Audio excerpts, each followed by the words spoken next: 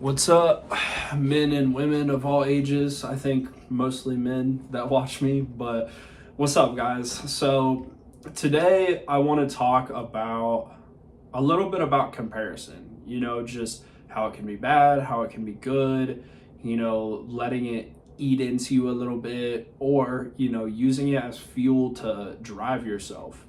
So, you often hear like comparison is the thief of joy, and it definitely is if you're comparing it in a way where it's just like making you feel bad about yourself. Like if you are like, who's one that I hear all the time?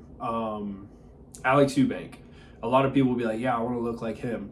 So if you're like looking on his page every day and you're like, man, I'm working so hard, but I'm just not, I don't look like him. And you're just getting down on yourself and you're like, I'm never going to be able to achieve that physique. No, you're not going to be able to achieve that physique because you're never going to be able to look exactly like somebody else. All right, like everybody else has their distinct figure, their shape. Everybody has different muscle insertions and origins, and well, not necessarily origins, more so insertions. That's besides the point.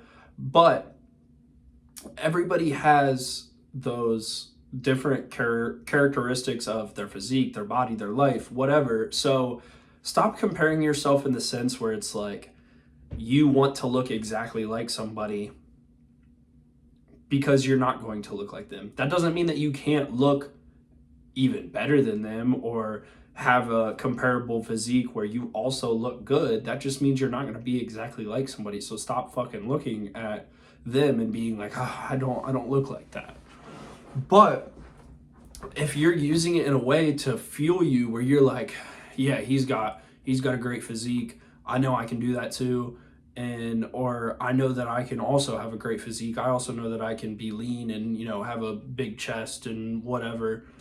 Then it's good because it's driving you. Like for me, when I'm comparing myself to somebody else like my age, that doesn't make me like, I see somebody else, I'm like, oh, they look better than me, or, they're more successful right now in their careers or life, whatever. That just pushes me because I'm like, I can do that too. There's no difference between them and me. There's not. Maybe they got started sooner. Maybe they had a better path than me. Maybe they worked harder than me for a couple years. Promise you they're not going to work harder than me from here on out.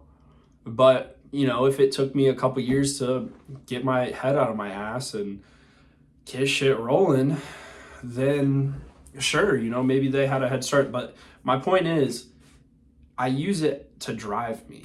It pushes me further when I am looking at somebody else and saying, I want to achieve that. I don't let it discourage me.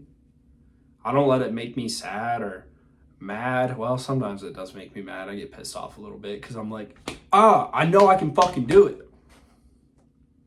I know that I can fucking do it. I know that I can get there. I know that I can achieve a similar level physique, or I know that I can get to this level in my business. I know that I can get this many followers. I know that I can keep pushing myself to new heights. And that's how you have to look at things. Don't get discouraged. Like what does feeling sorry for yourself ever accomplish? Besides maybe, patting your ego a little bit. Like genuinely. Like I know, people want to talk about like privilege or whatever, which like not getting into that from probably not going into that the way that you would think. I'm staying way the fuck out of that. But privilege in the sense where like, your buddy in the neighborhood grew up with wealthier parents than you. So he, started off with a better car. He's not in debt from school or buying a car or whatever. And you're like, man, he's so much farther than me. But what does that have to do for you? What does it Comparing somebody else's circumstances to yours does nothing. Comparing somebody's final end to you can do something, because it can push you. So what if he had a head start? So what if it was easier on him? So what if he was gifted everything in fucking life? That doesn't matter. That just means that you have to work harder. You have to do something different. Your come up is going to be much different than somebody else's.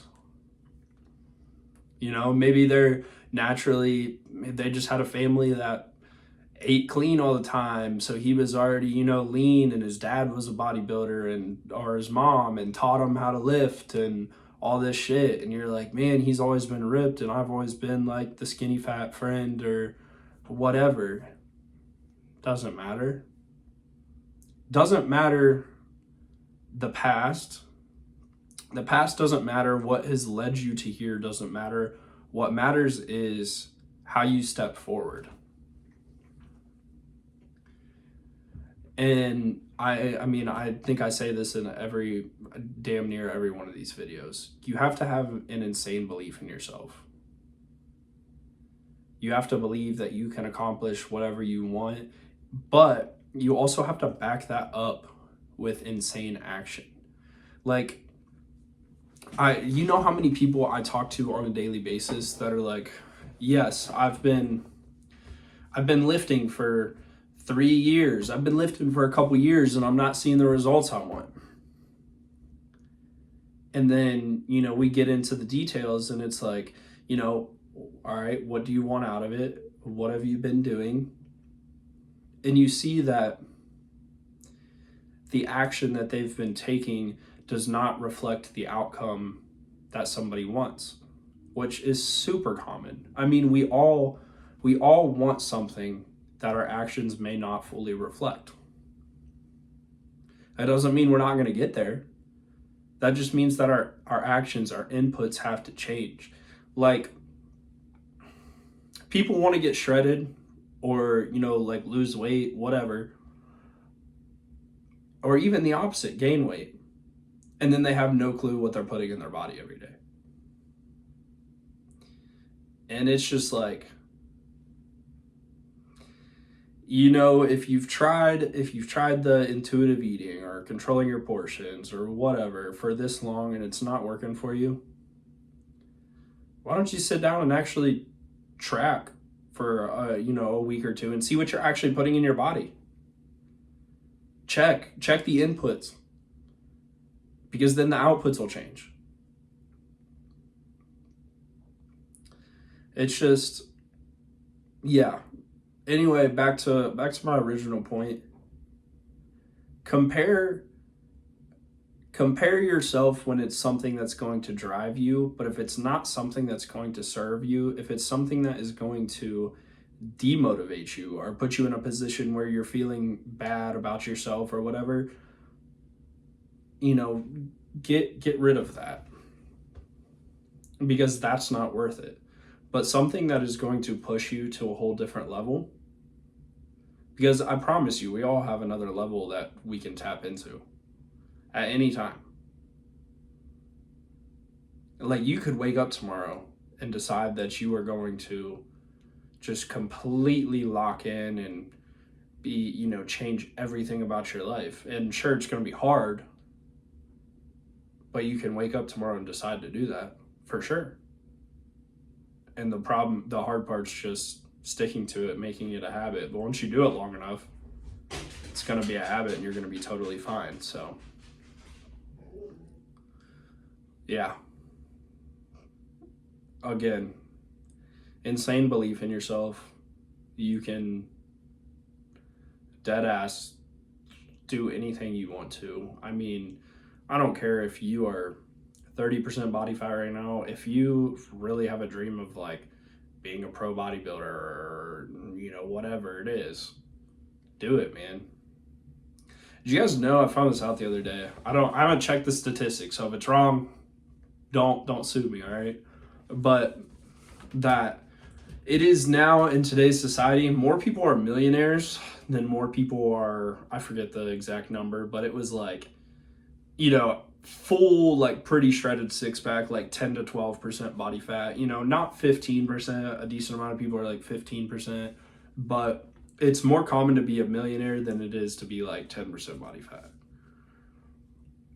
which I think is crazy because at the end of the day, 10% body fat is not that hard to get to if you have a system in place and you know what you're doing. But anyway, I'll wrap it up here for this one, guys. If you are trying to get shredded, I'm gonna leave a link down below to my guide just to help you get started if you haven't seen it yet. But other than that, I'll see you in the next one. Believe in your fucking self. Take action. And let's lock in. Let's get after it.